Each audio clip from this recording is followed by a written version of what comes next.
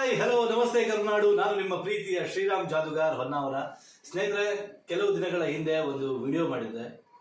ನಾಗರಾಜ್ ಶ್ರೀಧರ್ ಶೇಟ್ ಅವ್ರ ಜೊತೆಗೆ 10 ಪ್ರಶ್ನೆಗಳನ್ನು ಕೇಳ್ತೇನೆ ಅಂತ ಹೇಳ್ಕೊಂಡು ನಿಮಗೆ ಕಮೆಂಟ್ ಮಾಡ್ಲಿಕ್ಕೆ ಹೇಳಿದ್ದೆ. ನೀವು ಕಮೆಂಟ್ ಮಾಡಿದ್ದೀರಾ, 10 ಪ್ರಶ್ನೆಗಳ ಕಮೆಂಟ್ ಮಾಡಿದ್ದೀರಾ, ತುಂಬ ಜಾಸ್ತಿನೂ ಮಾಡಿದ್ದೀರಾ. ಅದರಲ್ಲಿ ಇವತ್ತು ಒಂದು 10 ಪ್ರಶ್ನೆಗಳನ್ನು ನಾಗರಾಜ್ ಶ್ರೀಧರ್ ಶೇಟ್ ಫ್ರಮ್ ಕುಮಟಾ ಅವರಿಗೆ ಈ ಮುಖಾಂತರ ವಿಡಿಯೋ ಮುಖಾಂತರ ಪ್ರಶ್ನೆನ ನೇರವಾಗಿ ಕೇಳಲಿಕ್ಕಾಗ್ತದೆ. ಅವ್ರೇನು ಉತ್ತರ ಕೊಡ್ತಾರೆ ಅಂತ ನೋಡೋಣ. ಬನ್ನಿ, ನೀವೆಲ್ಲ ರೆಡಿ ಇದ್ದೀರಾ? ನೀವೆಲ್ಲ ರೆಡಿ ಇದ್ದರೆ ಈ ವಿಡಿಯೋನ ಶೇರ್ ಮಾಡಿ, ಹಾಗೆ ಲೈಕ್ ಮಾಡಿ, ಹಾಗೆ ಮುಂದೇನು ಮಾಡಬೇಕು ಹೇಳೋದ್ರ ಬಗ್ಗೆ ಕಮೆಂಟ್ ಮಾಡಿ ಅಂತ ಹೇಳ್ತಾ ಥ್ಯಾಂಕ್ ಯು. ಮುಂದುವರ್ಸೋಣ. ನಮಸ್ತೆ ನಾಗರಾಜ್ ಶ್ರೀಧರ್ ಶೇಟ್ ಅವರೇ, ಹೇಗಿದ್ದೀರಿ? ನಮಸ್ಕಾರ, ಆರಾಮಿದ್ದೀವಿ. ನಾವು ನಿಮ್ಮ ಜೊತೆ ಒಂದು ವಿಡಿಯೋ ಮಾಡಿದ್ವಿ. ಬಹಳ ಅದ್ಭುತವಾಗಿ ವಿಡಿಯೋ ಜನ ರೆಸ್ಪಾನ್ಸ್ ಇದೆ. ಫೇಸ್ಬುಕ್ ಅಲ್ಲಿ ಕೂಡ ಒಂದು 20,000, ಇನ್ಸ್ಟಾಗ್ರಾಮ್ ಒಂದು 23,000 ವ್ಯೂಸ್ ಎಲ್ಲ ಬಂದಿದೆ. ಶೇರ್ ತುಂಬಾ ಸಾವಿರಾರು ಶೇರ್ ಆಗಿದೆ. ಹಾಗಾಗಿ ಸ್ವಲ್ಪ ಒಂದಿಷ್ಟು ಜನ ಪ್ರಶ್ನೆ ಕೇಳಿದ್ದಾರೆ, ಒಳ್ಳೊಳ್ಳೆ ಪ್ರಶ್ನೆ ಕೇಳಿದ್ದಾರೆ. ಅದರಲ್ಲಿ ಮೊದಲನೇದಾಗಿ ನಿಮ್ಗೆ ಆ ಪ್ರಶ್ನೆನ ಕೇಳ್ತೇನೆ. ಯಾವುದೇ ಕಾರಣಕ್ಕೂ ಏನೇ ಮುಲಾಜ್ ಮಾಡುವಂಗಿಲ್ಲ, ನೀವು ಎದ್ರೆ ಉತ್ತರ ಕೊಡಬೇಕು. ನಾಗರಾಜ್ ಶ್ರೀಧರ್ ಶೇಟ್ ಅವರು ನಾಗರ ಹಾವಿನ ತರ ಅವಸರ ಜಾಸ್ತಿ, ಯಾವಾಗಲೂ ಬುಸ್ ಬುಸ್ ಅಂತಾರೆ ಅಂತ ಹೇಳ್ಕೊಂಡು ಒಬ್ಬರು ಮೆಸೇಜ್ ಮಾಡಿದ್ದಾರೆ. ಅವ್ರ ಹೆಸರೆಲ್ಲ ಬೇಡ ಪಾಪ, ಮತ್ತೆ ಅವರು ಸಮಸ್ಯೆ ಆಗ್ತದೆ. ಅದ್ರ ಬಗ್ಗೆ ನೀವೇನ್ ಹೇಳ್ತೀರಿ? ಅಲ್ಲ ನೋಡಿ, ಈಗ ಬುಸ್ ಬುಸ್ ಅನ್ನುವಂಥ ವಿಷಯ ಏನಿದೆ ಅಲ್ಲ, ಅವ್ರು ಹೇಳುವಂಥದ್ದು ಏನಂದ್ರೆ, ನಮ್ದು ಸಮಯ ಬಂದಾಗ ನಾವು ಬುಸುಗುಡುವಂತ ಅವಶ್ಯಕತೆ ಇರ್ತದೆ ನಮ್ಗೆ.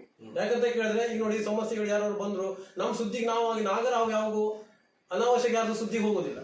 ಬಂದ್ರಂತ ಅದು ಬುಸುಗುಡುದು ಕಚ್ಚದೆ ಬಿಡುವುದಿಲ್ಲ. ವಿಷಯ ಗೊತ್ತಾಯ್ತು. ಈಗ ನಾವು ಕಾಲಿಗೆ ಎದ್ಕೊಂಡು ಯಾರ ಹತ್ರ ಜಗಳಕ್ಕೆ ಹೋಗುದಿಲ್ಲ, ನಾವು ಕಾಲಿಗೆ ಎದ್ಕೊಂಡು ಇದು ಹೋಗುದಿಲ್ಲ. ಆದ್ರೆ ನಮ್ಮ ವಿಷಯಕ್ಕೆ ಬಂದವಾಗ ನಾವು ಬಿಡುವುದಿಲ್ಲ. ಅದೆಲ್ಲ ಸಹಜವಾಗಿ ಎಲ್ಲರ ಹತ್ರ ಇರುವಂತ ಗುಣಗಳೇ ಅದು. ಈಗ ನಾಗರ ಹಾವಿನಲ್ಲಷ್ಟು ಗುಣಗಳಲ್ಲ, ಎಲ್ಲಾನು ಕೂಡ ಎಲ್ಲಾ ಪ್ರಾಣಿಗಳು ಅದರಲ್ಲೇ ಅದರದ್ದೇ ಆದಂತ ಒಂದು ಸ್ವಾಭಿಮಾನ ಅನ್ನೋದು ಅದಕ್ಕೆ ಇದ್ದೇ ಇರ್ತದೆ. ಅವರು ಅನಾವಶ್ಯಕವಾಗಿ ವಿನಾಕಾರಣ ಯಾರಿಗಾರು ತೊಂದರೆ ಕೊಟ್ಟವಾಗ ಅದು ಬುಸುಗುಡುವಂಥದ್ದು ಸರ್ವೇ ಸಾಮಾನ್ಯ.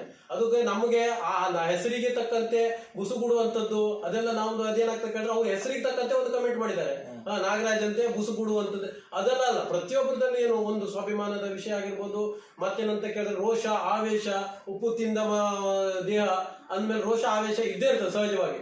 ಅದು ಎಲ್ಲರ ಹತ್ರ ಬರುವಂತ ಸಹಜ ಗುಣಗಳು. ಅದು ಅದರಲ್ಲಿ ವಿಶೇಷವಾದ ಈ ಕಮೆಂಟ್ ನಲ್ಲಿ ವಿಷಯ ನಾವು ಹೇಳ್ಬೇಕು ಏನನ್ಬೇಕಂದ್ರೆ, ಎಲ್ಲರಲ್ಲೂ ಇರುವಂತ ಗುಣ ಅದು ನಮ್ಮಲ್ಲೇ ಹೆಸರಿಗೆ ಬರುವಂತ ಗುಣಲಕ್ಷಣಗಳಲ್ಲ. ಅದು ಪ್ರತಿಯೊಬ್ಬ ಮಾನವ ಜನ್ಮ ಮತ್ತೆ ಪ್ರತಿಯೊಂದು ಪ್ರಾಣಿಗಳಾದ್ರೂ ಕೂಡ ಅದು ಬುಸುಗುಡುವಂತ ಸಹಜ, ಯಾರೋ ಸುದ್ದಿ ಬಂದ್ರೆ. ಹೌದಾ? ಇದನ್ನು ಕೂಡ ಆ ಕಮೆಂಟ್ಗೆ ತಕ್ಕವಾಗಿ ನಾವೊಂದು ಚುಟುಕು ಮಾತಿನ ಮುಖಾಂತರ ಉತ್ತರವನ್ನು ನೀಡಿದ್ದೇವೆ. ಸರಿ, ಆಯ್ತು. ನೋಡುದಲ್ವಾ, ಅವ್ರ ಉತ್ತರ ಈ ತರ ಇತ್ತು.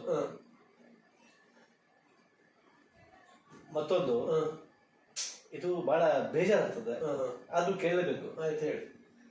ಕೆಪ್ಪೆ ಹಿಡಿಯುವಂತರ ಇದ್ದಾನೆ ಅಣ್ಣ, ಕೆಪ್ಪೆ ಹಿಡಿಯುವಂತರ ಇದ್ದಾನೆ ಅಣ್ಣ. ಅದು ಕಮೆಂಟ್ ಬರುವಂತದ್ದು ನೋಡಿ. ನೆಗೆಟಿವ್ ಥಾಟ್ಸ್, ನೆಗೆಟಿವ್ ಕಮೆಂಟ್ಸ್ ಗಳು ನಾವು ಪಾಸಿಟಿವ್ ಬೇಕಂದ್ರೆ ನೆಗೆಟಿವ್ ಥಾಟ್ಸ್ ಗಳು ತಗೊಳ್ಬೇಕು. ಈಗ ನೋಡಿ, ನಮಗೆ ದೊಡ್ಡ ಒಂದು ವಿಡಿಯೋಗೆ 1,00,000 ವ್ಯೂಸ್ ಆಗಿದೆ ಅಂದ್ರೆ 1,00,000 2,00,000 ವ್ಯೂಸ್ ತನಕ ಆಗ್ತದೆ ನಮ್ಮ ಅಕೌಂಟ್ ನಲ್ಲಿ. ಅದರಲ್ಲಿ ಲೈಕ್ಗಳು 2-3 ಸಾವಿರ ಬರ್ತದೆ. ಅದ್ರಲ್ಲಿ ಅದು ಕೆಪ್ಪೆ ಹಿಡಿಯುವಂತ ಒಂದು 4 ಕಮೆಂಟ್ಸ್ ಗಳು ತಗೊಳ್ಬೇಕಾಗ್ತದೆ. ಈಗ ಸಮುದ್ರನೇ, ಅಂತ ದೊಡ್ಡ ಸಮುದ್ರನೇ ನೆಗೆಟಿವ್ ಏನು ಕೆಸರನ್ನೆಲ್ಲ ತಕೊಂಡು ಸ್ವಚ್ಛ ಮಾಡ್ಕೊಳ್ತದೆ. ಹೌದು, ಇದನ್ನು ಕೂಡ ಅದೇನೆ. ಅದನ್ನ ನಾವು 1,00,000 ವ್ಯೂಸ್ ಮೇಲೆ ನನಗೆ ಒಂದು 4 ನೆಗೆಟಿವ್ ಕಮೆಂಟ್ಸ್ ಗಳು ಮೇನು, ಅದೇ ನಾವು ಪಬ್ಲಿಕ್ ಯೋಚನೆ ಮಾಡೋದು. ಈಗ ನಾವು ಕೆಲವೊಂದು ಜನ ಯೋಚನೆ ಮಾಡೋದಿಲ್ಲ ಯಾವುದೋ ಒಂದು ವಿಷಯದಲ್ಲಿ. ಅಯ್ಯೋ, ಒಂದು 4 ನೆಗೆಟಿವ್ ಕಮೆಂಟ್ಸ್ ಬಂದ್ಬಿಟ್ಟಿದ್ದಾವೆ ಅನ್ಕೊಂಡು ನಾವು ಅದೇ ತಲೆ ಬಿಸಿಲು ನಾವು ಇರೋದಿಲ್ಲ. ಇದ್ರೂ ಕೂಡ ಅದೇನಾಗ್ತದೆ, ಮುಂದೆ ಹೋಗುದಿಲ್ಲ ನಮ್ ಗಾಡಿ. ಈಗ ನಾವು 4 ಕಮೆಂಟ್ಸ್ ಗಳು ನೆಗೆಟಿವ್ ಬಂದ್ರೆ ನಮ್ಗೆ 1,00,000 ಜನ ನಮ್ಗೆ ಲೈಕ್ ಮಾಡೋರಿದ್ದಾರೆ. 1,00,000 ವ್ಯೂಸ್ ಆಗಿದೆ ಅಂದ್ರೆ 1,00,000 ವ್ಯೂಸ್ ವಾಚ್ ಆಗಿದೆ ಅಂತ ಒಂದು ಅರ್ಥ. ಮತ್ತೆ ಲೈಕ್ ಕೂಡ 2-3 ಸಾವಿರ ಲೈಕ್ ಆಗಿದ್ದಾರೆ ಅಂದ್ರೆ ನಮ್ಗೆ 2-3 ಸಾವಿರ ಜನ ಮುಖ್ಯನೋ, 4-5 ಸಾವಿರ ಲೈಕ್ ಬಂದಿದೆಯಪ್ಪ. ಆದ್ರೆ ಈಗ 4-5 ಕಮೆಂಟ್ಸ್ ಮುಖ್ಯ ಬರುದಿಲ್ಲ ಅದರಲ್ಲಿ. ಈಗ ನೀವೇ ಯೋಚನೆ ಮಾಡಿ ಶ್ರೀರಾಮ್ ಅವರೇ. ನೀವು ಇದನ್ನ ಎಂಟರ್ಟೈನ್ಮೆಂಟ್ ಅಲ್ಲ, ಊರಿದ ಕಡೆ ಹೊಲಗಿರಿ ಇದ್ದೇ ಇರ್ತದೆ. ಗೊತ್ತಾಯ್ತು ನಿಮ್ಗಳದ್ದು? ಅಲ್ಲಿ ನೆಗೆಟಿವ್ ಇದ್ ಕಡೆ ಪಾಸಿಟಿವ್ ಇದ್ದೇ ಇರ್ತದೆ. ಒಬ್ಬ ಕಪ್ಪೆ ಅಂತಾನೆ, ಅಲ್ಲ, ನಮ್ಗೆ ಆಗಿದ್ರು ಅದೇ ಮಾತಾಡೋದೇ. ಅದು ಕೈಲಾಗಿದ್ರೆ ಮೈ ಪಡ್ಕೊಳ್ತಾರೆ. ಅವ್ರದ್ದು ನಾವ್ ಅಕೌಂಟ್ ತೆಗೆದು ನೋಡಿದ್ರೆ ಅವ್ರು 4 ಫಾಲೋವರ್ಸ್ ಇರುದಿಲ್ಲ, ಸಬ್ಸ್ಕ್ರೈಬರ್ಸ್ ಇರುದಿಲ್ಲ. ನಾವೆಲ್ಲ ಅದು ಕಮೆಂಟ್ಸ್ ಬ್ಯಾಡ್ ಕಮೆಂಟ್ ಮಾಡೋದು. ಎಜುಕೇಟೆಡ್ ಜನ ಯಾರು ಬ್ಯಾಡ್ ಕಮೆಂಟ್ಸ್ ಮಾಡೋದು ಇಲ್ಲ. ಈ ದೊಡ್ಡ ಅಕೌಂಟ್ ನವ್ರು ಇದ್ದಾರಲ್ಲ, ಬ್ಲಾಗರ್ಸ್ ಆಗಿರ್ಬೋದು, ಎಜುಕೇಟೆಡ್ ಜನ ಆಗಿರ್ಬೋದು, ಅವ್ರು ಯಾವುದೇ ಕಾರಣಕ್ಕೂ ನಾ ಟೆಸ್ಟ್ ಮಾಡಿದಾಗ ನೆಗೆಟಿವ್ ಹಾಕೋದೇ ಇಲ್ಲ. ನೆಗೆಟಿವ್ ಹಾಕೋರು ಫೇಕ್ ಅಕೌಂಟ್ ನವರು. ಅದೇ ಕೆಲಸ ಅವರಿಗೆ. ಕಾಲ್ ಎಳೆಯೋದು ಕೆಲಸ, ಮತ್ತೆ ಕಾಲ್ ಕೆಳಗೆ ಉಳಿದ್ಬಿಡ್ತಾರೆ ಅವರು, ಮೇಲೆ ಬರೋದೇ ಇಲ್ಲ. ಈ ಕಾಲ್ ಎಳೆಯೋರು ಇರ್ತಾರಲ್ಲ, ಕಾಲ್ ಕೆಳಗೆ ಉಳಿಯೋದು. ಅದು ಯಾಕಂದ್ರೆ ಮೇಲೆ ಬರುವಂತದ್ದು ಯೋಗ್ಯತೆ ಯಾಕಂತ ಕೇಳಿದ್ರೆ ಪ್ರತಿಯೊಂದು ನಾನು ನೆಗೆಟಿವ್ ಕಮೆಂಟ್ಸ್ ಬಂದಿರುವಂತ ಅಕೌಂಟ್ ಚೆಕ್ ಮಾಡಿದವಾಗ ಅವ್ರಿಗೆ 4 ಫಾಲೋವರ್ಸ್ ಇರುತ್ತಿಲ್ಲ. ಅವ್ರು ಯಾರಂತಾನೆ ಪಬ್ಲಿಕ್ ಗೊತ್ತಾಗುದಿಲ್ಲ. ಅವ್ರು ಏನ್ ಮಾಡ್ತಾರೆ, ತಟ್ಟಿ ಬಡಿದು ಹೆದರ್ಸೋದು, ತಟ್ಟಿ ಬಡಿತಾರೆ, ಓ ಅಲ್ಲಿ ಹುಲಿ ಇದೆ ಅಂತ. ನಾವು ಅಲ್ಲಿ ಏನ್ ಮಾಡ್ತಾರೆ, ಹೆದ್ರು ಬಿಡ್ಲಿ ಇವನು ಅಂತ ಹೇಳಿ ಅಲ್ಲಿ ಒಳಗೆ ಏನೂ ಇರುದಿಲ್ಲ. ಇಂಥದೇ ನೆಗೆಟಿವ್ ಕಮೆಂಟ್ಸ್ ಹಾಕೋದ್ ಬಿಟ್ರೆ ಎಜುಕೇಟೆಡ್ ಜನ ಆಗಿರ್ಬೋದು, ಮತ್ತೇನಂದ್ರೆ ಅವ್ರಿಗೆ ಜನರ ಏನು ಬ್ಲಾಗಿಂಗ್ ಮಾಡುವಂತದ್ದಾಗಿರ್ಬೋದು, ಅವ್ರಿಗೆ ಕಷ್ಟ ಸುಖ ಗೊತ್ತಿದ್ದವರು ಯಾವಾಗೂ ನೆಗೆಟಿವ್ ಕಮೆಂಟ್ಸ್ ಹಾಕೋದಿಲ್ಲ. ಎಲ್ಲರಿಗೂ ಅದು ಸಹಜ. ಅಂತ ಪ್ರಧಾನಿಗೆ ಮುಖ್ಯಮಂತ್ರಿಗೆ ಹಾಕ್ತಾರೆ, ದೇವರಿಗೆ ಬೈಯೋರಿದ್ದಾರೆ ಅಂದ್ರೆ ನಮಗೂ ಇದು ದೊಡ್ಡದಲ್ಲ, ಅದು ವಿಷಯ ಹೌದಲ್ಲ. ನೋಡಿದ್ರೆ ಈಗ 3ನೇ ಪ್ರಶ್ನೆ ಕೇಳ್ತೀನಿ, ಕೇಳಿ. 3ನೇ ಪ್ರಶ್ನೆ ಬಹಳ ಚೆನ್ನಾಗಿದೆ. ಪಾಪ ಕಮೆಂಟ್ಸ್ ಚಂದ ಮಾಡಾಕಿದ್ದಾನೆ. ನಂದೊಂದು ಪ್ರಶ್ನೆ ಗೊತ್ತಾಯ್ತಾ, ಈತ ಯಾವ ಲಂಡನ್ ಯೂನಿವರ್ಸಿಟಿಯ ವಿದ್ಯಾರ್ಥಿ? ಅಂದ್ರೆ ನೀವು ಇಂಗ್ಲಿಷ್ ಅಲ್ಲೆಲ್ಲ ಮಾಡ್ತೀರಿ, ಕನ್ನಡದಲ್ಲಿ ಮಾತಾಡ್ಲಿಕ್ಕೆ ಇವನಿಗೇನು ರೋಗ ಹೀಗೆಲ್ಲ ಹಾಕಿದ್ದಾರೆ. ಇದ್ರ ಬಗ್ಗೆ ಏನಂತೀರಾ? ಅಲ್ಲ, ಇಂಗ್ಲಿಷ್ ಕಲಿಯೋದಕ್ಕೆ ಯಾವ್ದು ಲಂಡನ್ ಯೂನಿವರ್ಸಿಟಿ ಬೇಕಂತ ಏನಿಲ್ಲ. ಯಾಕಂತ ಕೇಳಿದ್ರೆ ಈಗ ನೋಡಿ, ಮಹಾಭಾರತದಲ್ಲಿ ಏಕಲವ್ಯ ಆದವನು ಶಬ್ದವೇದಿ ವಿದ್ಯೆ ಕಲ್ತ. ಅವನು ಗುರು ಒಳಗೆ ಪ್ರವೇಶನೇ ಇಲ್ಲದೆ ಕಲ್ತವನು. ಈಗ ನಾವು ಕಲಿಯುವಂತ ವಿದ್ಯೆಗಳು ಏಕಲವ್ಯಂತರ ಇರ್ಬೇಕು. ಯಾಕಂದ್ರೆ ನಮ್ಗೆ ಶಾಲೆಗೆ ಹೋದಾಗ ಏಕಲವ್ಯನ ಪಾಠ ಮೊದಲೇ ಬರ್ತದೆ. ಫಸ್ಟ್ನೇ ಬರುವಂತದ್ದು ಏಕಲವ್ಯನ ಪ್ರಶಸ್ತಿ. ಆದ್ರೆ ನಾವು ವಿದ್ಯೆ ಕಲಿಯೋದಕ್ಕೆ ಏಕಲವ್ಯಂತರ ಕಲಿತು ಮಾತ್ರ ಎಲ್ಲ ವಿದ್ಯೆಗಳು ಬರ್ತದೆ. ನೀವು ಇಂಗ್ಲಿಷ್ ಯಾವ್ದು ಯೂನಿವರ್ಸಿಟಿಲೆಲ್ಲ ಕಲಿಯಿಲ್ಲ? ಯೂನಿವರ್ಸಿಟಿಲೂ ಕಲಿಯಿಲ್ಲ, ಏನೂ ಇಲ್ಲ. ನಾವು ಸರ್ವೇ ಸಾಮಾನ್ಯವಾಗಿ ನಾವು ಶಾಲೆಯಲ್ಲೇ ಕಲ್ತಿರುವಂತದ್ದು, ಗಿಬ್ಬಾಯ್ ಸ್ಕೂಲ್ ಅಲ್ಲೇ ಕಲ್ತಿರುವಂತದ್ದು ಇಂಗ್ಲಿಷ್. ನಾವು ಭೂಗೋಳ ಶಾಲೆ ಕಲ್ತಿದ್ದೆ, ಮತ್ತೆ ಗಿಬ್ಬಾಯ್ ಸ್ಕೂಲ್ ದಲ್ಲಿ ಕಲ್ತಿರುವಂತದ್ದು. ಅದನ್ನ ಬಿಟ್ಟುಕೊಂಡು ಈಗ ಆಕ್ಸ್ಫರ್ಡ್ ಯೂನಿವರ್ಸಿಟಿಲಿ ಕಲ್ತಿದ್ದಾರೆ ಅಂತಾರೆ, ಕೆಲವೊಂದು ಕಮೆಂಟ್ ನಲ್ಲಿ ಹಾಕ್ತಾರೆ. ಆಕ್ಸ್ಫರ್ಡ್ ಯೂನಿವರ್ಸಿಟಿ ಅದೆಲ್ಲ ರಿಪ್ ಇಂಗ್ಲಿಷ್ ಅದು ಎಕ್ಸೆಟ್ರಾ ಕಮೆಂಟ್ ಗಳು ಬರ್ತದೆ. ಇಂಗ್ಲಿಷ್ ಸತ್ತೋಯ್ತು ಅಂತ ಅವ್ರು ಹಾಕುವಂತ ಕಮೆಂಟ್ಸ್ ಗಳದ್ದು ನಾವೇನ್ ಹೇಳುದಲ್ಲ, ಅವರೇ ಪಬ್ಲಿಕ್ ಹಾಕಿರುವಂತದ್ದು. ಆದರೆ ಶಬ್ದವೇದಿ ವಿದ್ಯೆ ಏನಿದೆ ಅಲ್ವಾ, ಏಕಲವ್ಯ ಕಲ್ತಿರುವಂತದ್ದು, ಅದು ಏನಂದ್ರೆ ಅವರು ಗುರುನೇ ಕೊಡ್ಲಿಲ್ಲ ವಿದ್ಯೆ. ಆ ಸಮಯದಲ್ಲಿ ಅವ್ರು ಪರಿಶ್ರಮ ಪಟ್ಟು ಕಲ್ತಿರುವಂತದ್ದು. ಈಗ ನಾವು ಇಷ್ಟೆಲ್ಲ ವಿದ್ಯೆಗಳು ಕಲ್ತಿದ್ದೀವಿ. ನನ್ನ ಹತ್ರ A to Z ಸಂದರ್ಶನ ಆಗಿರ್ಬೋದು, ಸ್ಟೇಟ್ಮೆಂಟ್ ಎಲ್ಲ ವಿದ್ಯೆಗಳಿದೆ.